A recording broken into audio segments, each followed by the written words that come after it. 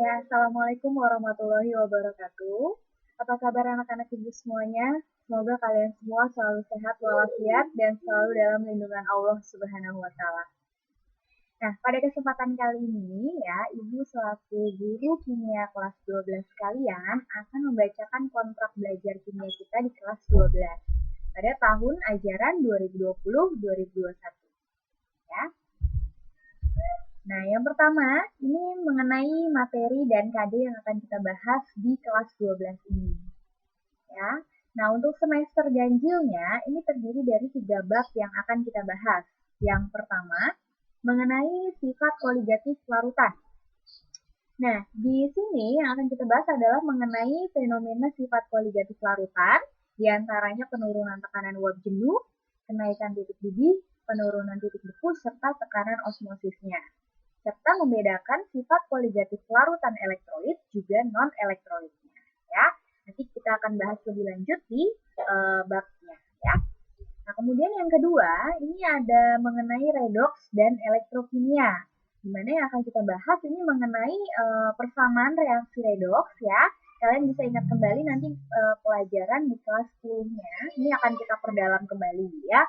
Kemudian di elektrokimianya itu nanti kita akan belajar mengenai sel fosa, sel elektrolisis, dan sebagainya ya. Nah, kemudian di bab yang ketiga, ini kita akan belajar mengenai kimia unsur. Jadi unsur-unsur apa saja yang ada di alam ini itu akan kita bahas satu persatu ya.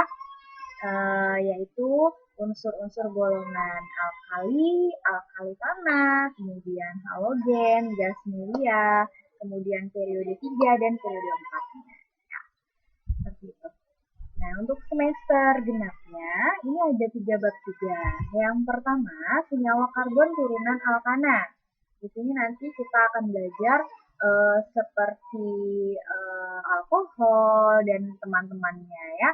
Nah, terus yang kedua, ini mengenai benzena dan turunannya. Jadi nanti kita belajar strukturnya, tata namanya, sifat-sifat dan kegunaan benzena dan turunannya tersebut ya. Yang ketiga, ini ada mengenai makromolekul. Jadi yang akan kita bahas nanti mengenai struktur, tata nama, sifat, serta penggolongan makromolekul itu. Ya, makromolekul di sini bisa seperti karbohidrat, protein, dan lemak.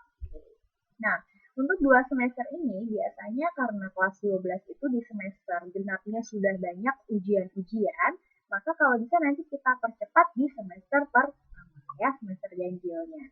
Jadi 2 semester ini kita kebut di 1 semester. Selanjutnya, peraturan dalam pembelajaran kimia jarak jauh ini ya. Yang penting ini, yang pertama ada absensi. Absensi di sini siswa wajib mengisi absen kehadiran pada Google Classroom sesuai dengan sesi mapel yang telah dijadwalkan. Kemudian siswa juga wajib menggunakan akun Google Classroom dengan nama yang sesuai pada absensi. Jadi jangan gunakan nama panggilan ya, apalagi nama beken yang ibu nggak tahu. Jadi gunakanlah nama asli kamu, nama lengkap sesuai dengan absensi kamu. Gitu. Kemudian yang kedua, ini catatan. Siswa wajib mencatat materi home learning di buku kimia yang dibuktikan dengan foto yang dikirim pada akun Google Classroom masing-masing. Jadi nanti di bagian tugas itu kalian lampirkan. Oke. Yang ketiga, ini ada mengenai tugas. Jadi siswa wajib mengerjakan tugas yang diberikan. Kalau tidak mengerjakan 2 kali penugasan, maka guru mapel akan melaporkannya kepada wali kelas dan guru BK-nya. Ya, jadi kerjakan dengan baik. Kemudian ini yang terakhir dan sangat penting ya, di sini ada disiplin dan tepat waktu. Jadi siswa wajib tepat waktu dalam mengikuti pembelajaran. Apalagi nanti jika misalkan ibu mengajar melalui Zoom ya, maka kalian di situ harus harus tepat waktu. Jadi jangan sampai mengulur-ngulur waktu. Saya sedang ini nggak bisa ya. Jadi harus ikut dalam pembelajaran. Kemudian tugas juga wajib dikumpulkan sesuai dengan waktu yang ditentukan. Jangan ada yang menumpuk tugas di belakang, oke? Kalian sudah kelas 12 dan buang kebiasaan lama yang kurang baik, ya. Simpan dan lanjutkan kebiasaan baik yang sudah kalian lakukan, ya. Oke, seperti itu. Nah, untuk sistem penilaiannya, ini yang ibu nilai di sini ada mengenai absen, ya. Pertama untuk absen, pasti itu absen. Jadi kalian harus selalu ada ya dalam pembelajaran kimia ini. Oke, absen itu sangat penting. Yang kedua, sikap. Nah, jadi dalam memberikan masukan nanti saat pembelajaran itu juga harus dengan kata-kata atau kalimat yang sopan, ya, dan kata-kata yang baik. Kemudian yang ketiga, praktikum.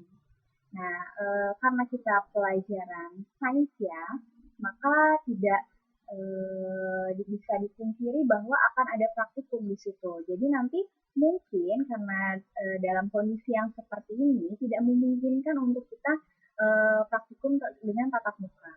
Ya, mungkin nanti akan diganti ya dengan praktikum yang bisa kalian lakukan sendiri di rumah dengan bahan-bahan yang tentunya bisa kalian cari juga di lingkungan sekitar kalian, ya.